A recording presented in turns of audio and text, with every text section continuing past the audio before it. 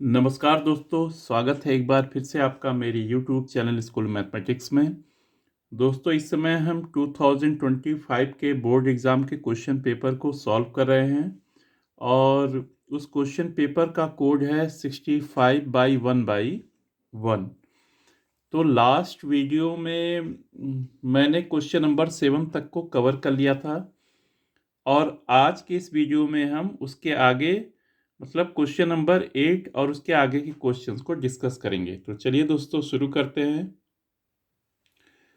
तो question number 8 में है दोस्तों, क्वेश्चन नंबर 8 में कहता है, question number 8, the absolute maximum value of function f x equals to x cube -3x plus 2 in close interval 0, 2 is. यहाँ पे दोस्तों हमको एब्सोल्यूट मैक्सिमम वैल्यू फाइंड करना है। ध्यान रखना, यहाँ पे एब्सोल्यूट वर्ड यूज हुआ है और कहाँ पे फाइंड करना है, हमको क्लोज इंटरवल पे पता करना है।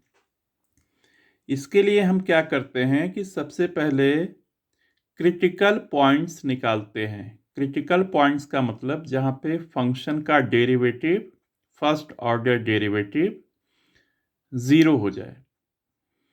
फिर जो भी क्रिटिकल पॉइंट्स हैं उनको लेंगे और साथ ही साथ क्लोज इंटरवल के लोअर लिमिट और अपर लिमिट या एंड पॉइंट्स को हम लेंगे।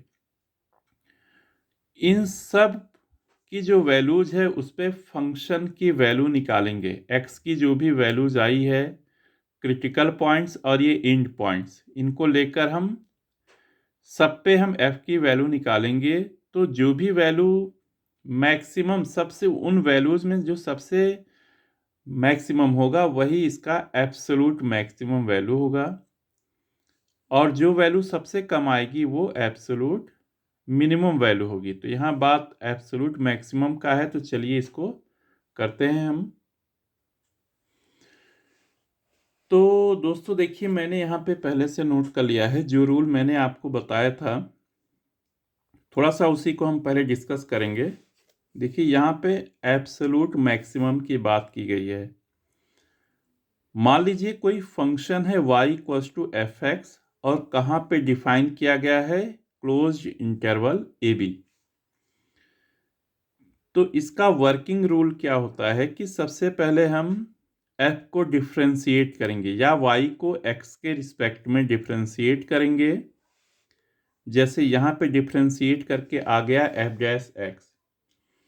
इसके बाद f डैश x को हम 0 के इक्वल करेंगे और 0 के इक्वल करने के बाद हम x की वैल्यूज निकालेंगे। मान लीजिए x की वैल्यूज आ गई c1 c2 dot dot dot cn। ये कहलाते हैं हमारे क्रिटिकल पॉइंट्स। क्या हैं ये? Critical points. अब हम क्या करेंगे कि ये क्रिटिकल पॉइंट्स तो लेंगे ही लेंगे, साथ में a और b को भी हमें लेना है। इसका मतलब हम फंक्शन जो हमारा ओरिजिनल फंक्शन है इसकी वैल्यू a पर निकालेंगे, b पर निकालेंगे, साथ ही साथ c1 से लेकर cn तक जितने भी x की वैल्यूज हैं सब पे फाइंड करेंगे और इनमें जो हाईएस्ट वैल्यू होगी वही एब्सोल्यूट मैक्सिमम होगा। तो चलिए इसी रूल पे हम इस क्वेश्चन को सॉल्व करते हैं। अब क्वेश्चन में हमारा एफ एक्स दिया है एक्स क्यूब -3x प्लस 2। तो इसको हम जब डिफ्रेंशिएट करेंगे तो कितना आएगा? ये आएगा 3x स्क्वायर माइनस x का डेरिवेटिव 1 होगा, तो 3 इंटू 1 3 और 2 का डेरिवेटिव दोस्तों क्या हो जाएगा यहाँ पे? 0। तो इसको और हम लिख सकते हैं 3 इंटू एक्स स्क्वायर -1। तो यहाँ पे putting f dash x equals to 0, तो यहाँ पे पुट करेंगे हम तो कितना होगा? 3 into x square -1 equals to 0। तो यहाँ पे दोस्तों सॉल्व करेंगे, 3 दूसरे साइड चला जाएगा तो x square minus 1 equals to 0, या एक्स स्क्वायर हो जाएगा यहाँ पे 1, या एक्स की वैल्यूज आ जाएंगी प्लस माइनस 1। और यहाँ पे दोस्तों क्लोज्ड इंटरवल है 0 से 2 तक, तो 0 और 2 को भी हमें लेना है। तो लेना इसमें लिखेंगे हम टेकिंग x इक्वल्स टू, एक तो 0 लेंगे, 0 यहाँ पे देखिए 0 है, फिर यहाँ पे 2 है, 0 लेंगे, 2 लेंगे, साथ ही साथ यहाँ पे 1 लेंगे और माइनस 1।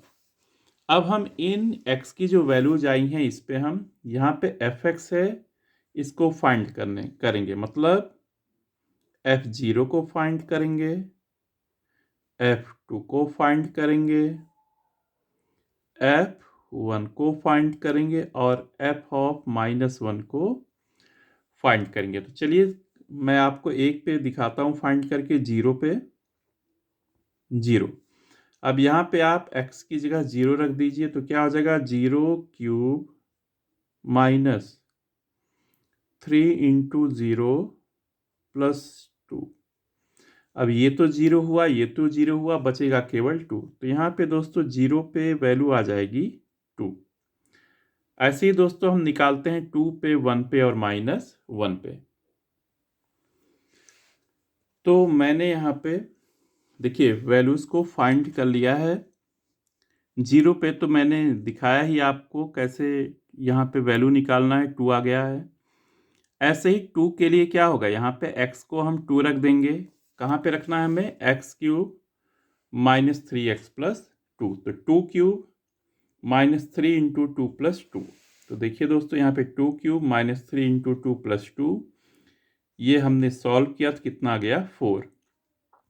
ऐसे ही 1 पे क्या हो जाएगा, 1 क्यूब माइनस 3 इंटू 1 प्लस 2, ये हो जाएगा 1 माइनस 3 प्लस 2, 3 माइनस 3 0। और माइनस 1 पे क्या हो जाएगा, माइनस 1 का cube minus 3 into minus 1 plus 2, तो माइनस 1 प्लस 3 और प्लस 2, 5 माइनस 1 हो जाएगा 4। तो आप देखते हैं दोस्तों यहाँ पे देखिए एक तो 2 आया है, 4 आया है, 0 और 4। तो इसमें दोस्तों मैक्सिमम वैल्यू है हमारा 4। तो एब्सोलूट मैक्सिमम वैल्यू हो जाएगा यहाँ पे, मैक्सिमम वैल्यू इक्वल्स टू 4। तो देखते हैं दोस्तों कौन सा इसमें सही है।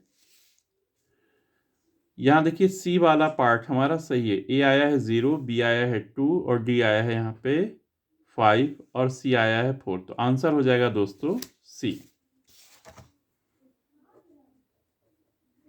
आंसर हो जाएगा सी और उसकी वैल्यू कितनी है यहाँ पे 4। तो ये हो गया दोस्तों क्वेश्चन नंबर 8। अब आते हैं क्वेश्चन नंबर 9 पे।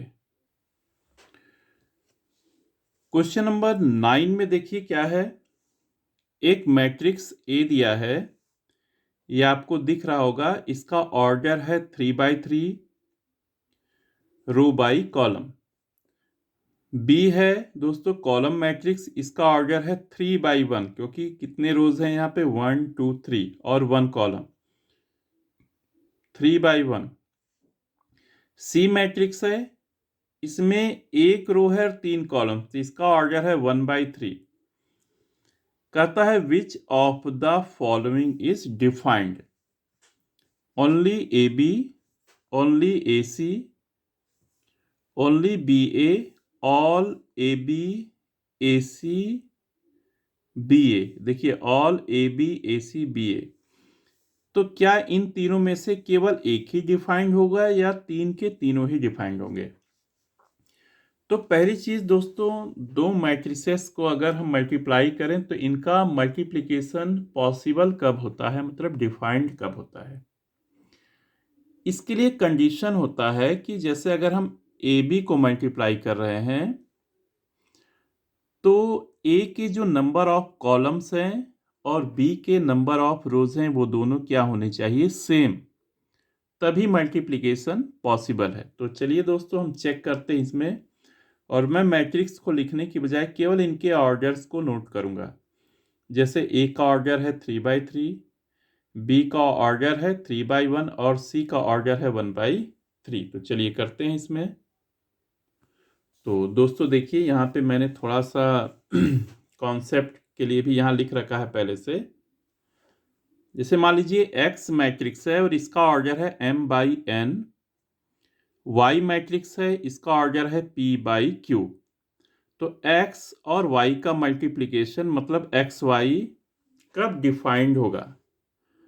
Is defined only when number of columns of X के नंबर ऑफ कॉलम्स हैं जो, और Y के नंबर ऑफ रोज हैं, ये दोनों क्या होने चाहिए? इक्वल। मतलब यहाँ पे n है और यहाँ पे p, ये दोनों ही वैल्यूज क्या होनी चाहिए? यहाँ पे सेम होनी चाहिए, n इक्वल्स टू p।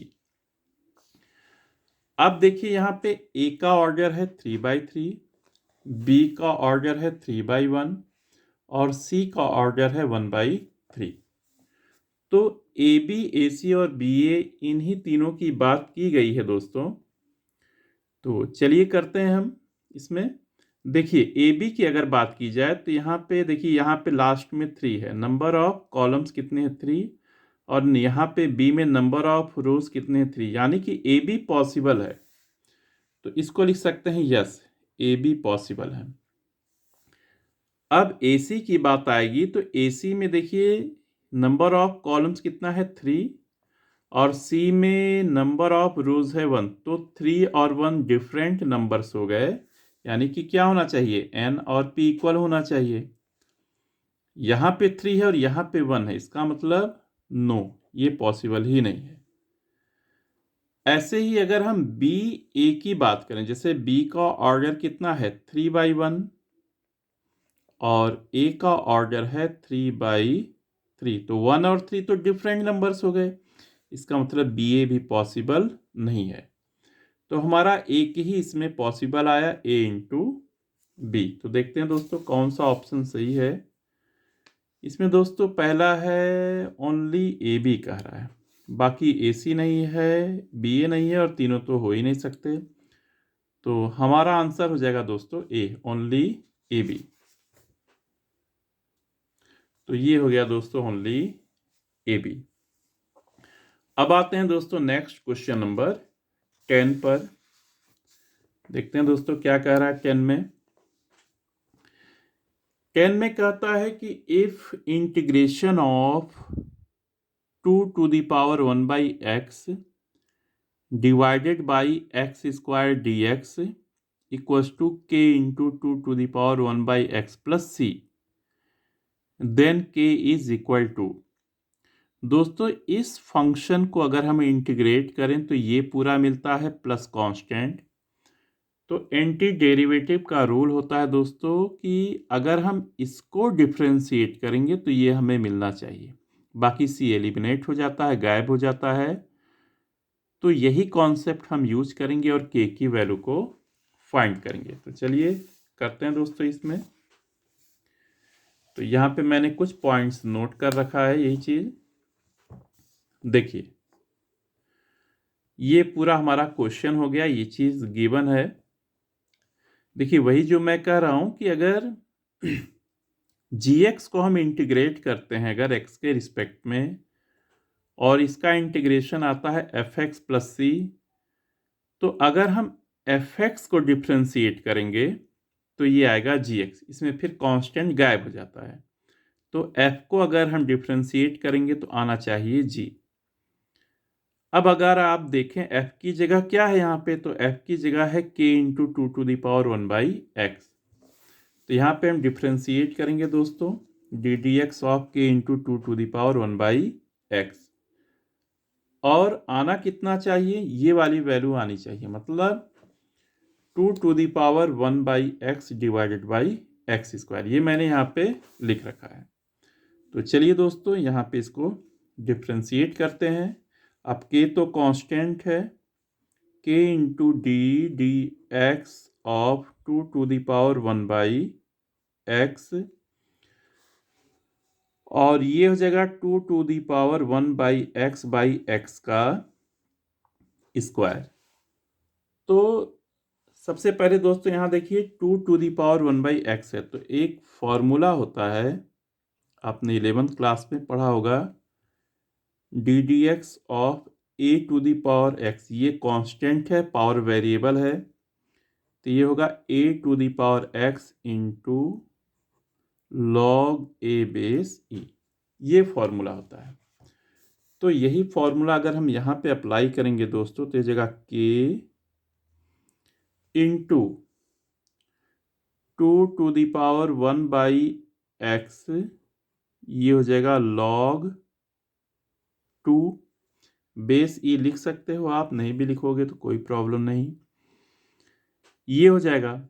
लेकिन x की जगह 1/x है, तो वापस हम क्या करेंगे, 1/x को डिफ्रेंशिएट करेंगे, ये हो जाएगा। और इस साइड दोस्तों हो जाएगा यहाँ पे 2⁴1/x डिवाइडेड बाई x का स्क्वायर, ये आ जाएगा। तो चलिए दोस्तों, इसके बाद हम 1/x का -1/x स्क्वायर हो जाएगा। तो चलिए लिखते हैं इसको। तो दोस्तों ये हमने लिख लिया यहाँ पे, देखिए। अब देखिए, एक तो x स्क्वायर और x स्क्वायर कैंसिल हो जाएगा, 2⁴1/x और 2⁴1/x क्या हो जाएगा, कैंसिल। तो कितना हो जाएगा यहाँ पे, k इंटू माइनस log 2, ये इक्वल्स टू हो जाएगा यहाँ पे 1। तो k की वैल्यू हो जाएगी दोस्तों यहाँ पे k equals to -1 divided by हो जाएगा log 2। तो ये आ गया दोस्तों हमारा k की वैल्यू। अब देखते हैं कौन सा सही है। ये दोस्तों यहाँ पे देखिए, ए पार्ट सही है, क्वेश्चन नंबर 10 का ए पार्ट है -1/log 2। तो ए हमारा आंसर हो जाएगा यहाँ पे। यहाँ हो जाएगा आंसर ए -1/log 2। तो दोस्तों हमने कंप्लीट कर लिया है क्वेश्चन नंबर 10। अब आते हैं जल्दी से क्वेश्चन नंबर 11। देखिए, क्वेश्चन नंबर 11 में क्या है कि if vector a plus vector b plus vector c equals to 0 vector. 3 vectors हैं और इनका सम कितना है, 0 वेक्टर। साथ ही साथ वेक्टर ए का मैग्नीट्यूड है √37, वेक्टर बी का मैग्नीट्यूड है 3 एंड सी का वेक्टर का मैग्नीट्यूड है 4। Then angle between vector b and vector c. तो वेक्टर बी और वेक्टर सी के बीच का हमें एंगल निकालना है। तो चलिए करते हैं इसे। तो यहाँ पे मैंने जो गिवन है इसमें सब मैंने नोट कर लिया है। देखिए, ए का मॉड हो जाएगा, वेक्टर ए का मॉड √37, वेक्टर बी का मॉड हो जाएगा 3 और वेक्टर सी का मॉड हो जाएगा 4। साथ ही साथ वेक्टर ए, वेक्टर बी और वेक्टर सी का सम हो जाएगा 0 वेक्टर। अब दोस्तों हमको एक दो कॉन्सेप्ट का यूज करना है, वो मैं यहाँ पहले लिख देता हूँ, बता देता हूँ। जैसे x वेक्टर का x वेक्टर के साथ अगर हम डॉट प्रोडक्ट ले लें तो आएगा मॉड ऑफ x वेक्टर का स्क्वायर, पहली चीज। और दूसरी चीज, अगर x वेक्टर और y वेक्टर का डॉट प्रोडक्ट ले लें तो ये हो जाएगा दोस्तों mod of x vector mod of y vector into cos of angle between vector x and vector y। इसका फायदा होगा कि मॉड आएगा क्योंकि चीजें मॉड में दी गई हैं, और इसका फायदा होगा एंगल निकालने के लिए। तो चलिए करते हैं। तो शुरू करते हैं, क्या दिया है यहाँ पे, vector a plus vector b plus vector c equals to 0 vector. अब दोस्तों हमें बी और सी के बीच का एंगल निकालना है, इसलिए हम बी और सी को एक साइड ले जाएंगे और ए को दूसरे साइड। तो इसको हम लिख सकते हैं यहाँ पे vector b plus vector c equals to minus of vector a. अब हम क्या करेंगे दोस्तों कि LHS का LHS से और RHS का RHS के साथ ही डॉट प्रोडक्ट लेंगे, तभी हमारा ये मॉड में कन्वर्ट होगा। तो B vector plus C vector dot B vector plus C vector equals to हो जाएगा minus of A vector dot minus of A vector. अब देखिए यहाँ पे क्या होगा, B dot B, B vector dot B vector, B vector dot सी vector, B vector dot सी vector plus C dot B, C vector dot B vector plus C vector dot सी vector. दोस्तों यहाँ भी minus minus plus और ए dot A कितना हो जाएगा, vector A dot vector A.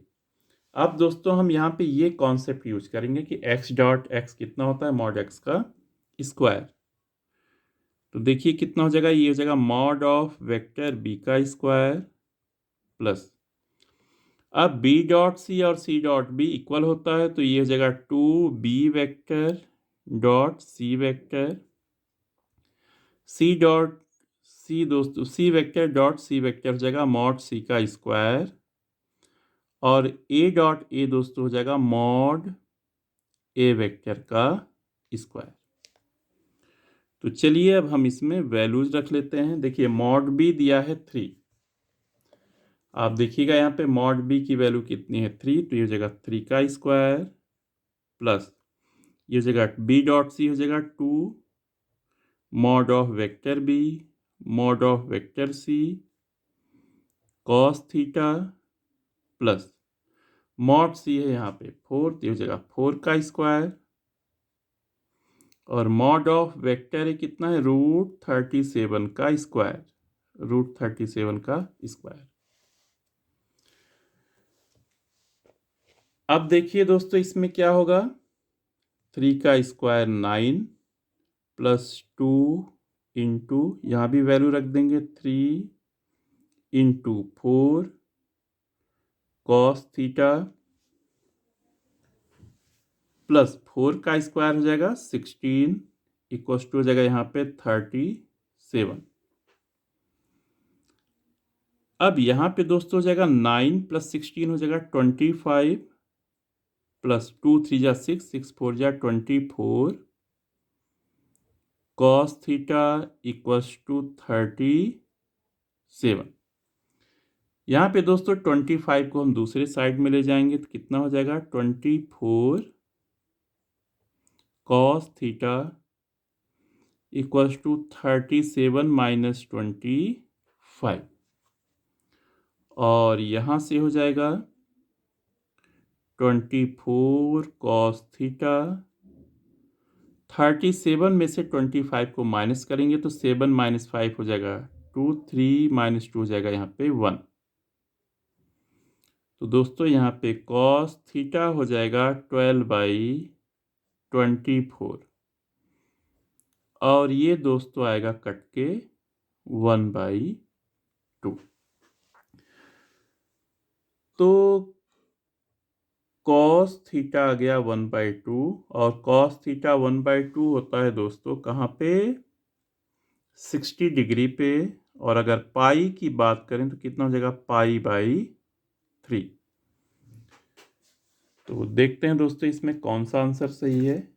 Question number 11, देखिए ए है पाई/6, B है पाई/4, सी है पाई/3 और डी है पाई/2। तो हमारा पाई/3 दोस्तों सही है, करेक्ट आंसर है 11th का सी वाला कितना है पाई/3। तो यहाँ लिख देंगे दोस्तों आंसर क्या है, यहाँ पे सी कितना है पाई/3। तो दोस्तों ये हो गया हमारा क्वेश्चन नंबर 11। अब जल्दी से कंप्लीट करते हैं क्वेश्चन नंबर 12 को। देखिए इसमें कहा है कि the integrating factor of differential equation x plus 2y cube into d d x of y equals to 2y। दोस्तों इसका इंटीग्रेटिंग फैक्टर निकालना है। तो इंटीग्रेटिंग फैक्टर निकालने के लिए हम d d x of y को दूसरे साइड में ले जाएंगे। तो ये क्या हो जाएगा, x plus 2y cube equals to 2y into d x by d y हो जाएगा, या d d y of x. तो चलिए इसको भी करते हैं हम। तो दोस्तों मैंने यहाँ पे क्वेश्चन को नोट कर लिया है। देखिए ब्रैकेट में x plus 2y cube into d d x of y equals to 2y। इसको हम क्या लिख सकते हैं दोस्तों, x plus 2y cube equals to हो जाएगा 2y into d x numerator में जाएगा और डी वाई डिनोमिनेटर में। तो ये हो जाएगा d d y of x. अब हम क्या करेंगे, 2i को यहाँ पे दूसरी साइड ले जाएंगे, मतलब यहाँ पे 2i से डिवाइड कर देंगे, यहाँ भी डिवाइड कर देंगे या यहाँ भी डिवाइड कर देंगे, दोनों ही साइड्स में। तो ये तो 2i से 2i कट गया। अब इस 2i से अलग अलग डिवाइड करेंगे, मतलब x by 2i plus 2y cube divided by 2y, ये हो जाएगा d d y of x. तो दोस्तों यहाँ 2 से 2 कटा और y से क्यूब, तो यहाँ स्क्वायर बचेगा। तो ये पूरा चेंज हो जाएगा x by 2i plus y square equals to d d y of x. तो थोड़ा सा दोस्तों इसको हम थोड़ा सिस्टमेटिक तरीके से लिख लें अगर, तो ये लिख सकते हैं d d y of x. अब x बाई 2i को इसके साथ रखेंगे तो कितना हो जाएगा, माइनस x बाई 2i, और y को दूसरे साइड ही रहने देते हैं, तो इस जगह y का स्क्वायर। अब देखिए क्या होगा यहाँ पे, d d y of x plus minus 1 by 2i x equals to हो जाएगा y का स्क्वायर। तो दोस्तों ये किस फॉर्म में आ गया, किस फॉर्म में है ये है d d y of x plus p y into x equals to q y. तो यहाँ पे दोस्तों अगर पी वाई की बात करें तो पी वाई कितना है, माइनस 1 बाई 2y है, और क्यू आई की वैसे ज़रूरत तो नहीं है, लेकिन हम आपको एक नॉलेज के लिए लिख लेते हैं। क्यू आई कितना है, वाई स्क्वायर, और पी वाई कितना है, माइनस 1 बाई 2y। तो इंटीग्रेटिंग फैक्टर होता है e to the power integration of p y d y, और ये हो जाएगा e टू द पावर, ये हो जाएगा minus 1 by 2y D Y. अब देखिए माइनस 1 बाई 2 तो कांस्टेंट है, तो हो जाएगा e की पावर माइनस 1 बाई 2, और ये हो जाएगा integration of 1 by y d y. ये दोस्तों हो जाएगा e की power minus 1 by 2 log mod y भी लिख सकते हो, y भी लिख सकते हो दोस्तों, क्योंकि यहाँ कुछ ऐसा कहा नहीं है। चलिए अगर मॉड भी लगा दें, ठीक है, तो ये हो जाएगा e की पावर लॉग। अब ये जो माइनस 1 बाई 2 से मल्टीप्लाई है, ये यहाँ पे पावर हो जाएगा, तो ये हो जाएगा मॉड y की पावर माइनस 1 बाई 2। और दोस्तों एक फॉर्मूला होता है, मतलब कि अगर e की पावर लॉग एफ एक्स है और बेस e है, तो ये एफ एक्स ही होगा। क्या हो जाएगा, ये एफ एक्स होगा। तो कितना हो जाएगा यहाँ पे, e और ये बेस दोनों सेम है, तो कितना हो जाएगा, अब हमें मॉड की ज़रूरत भी नहीं है, तो y की पावर हो जाएगा माइनस 1 बाई 2, या 1 बाई वाई की पावर 1 बाई 2, यह हो जाएगा 1/√y। तो देखते हैं कौन सा ऑप्शन इसमें सही है। क्वेश्चन नंबर 12 का बी पार्ट 1/√y। तो दोस्तों हम लिख लेंगे आंसर में, इसमें आंसर बी कितना है 1/√y। तो दोस्तों आज की इस वीडियो में हमने क्वेश्चन नंबर 12 तक को कवर कर लिया है। अब जो नेक्स्ट वीडियो मैं लेके आऊँगा उसमें क्वेश्चन नंबर 13 और उसके आगे के क्वेश्चंस को डिस्कस करूँगा। तब तक के लिए नमस्कार।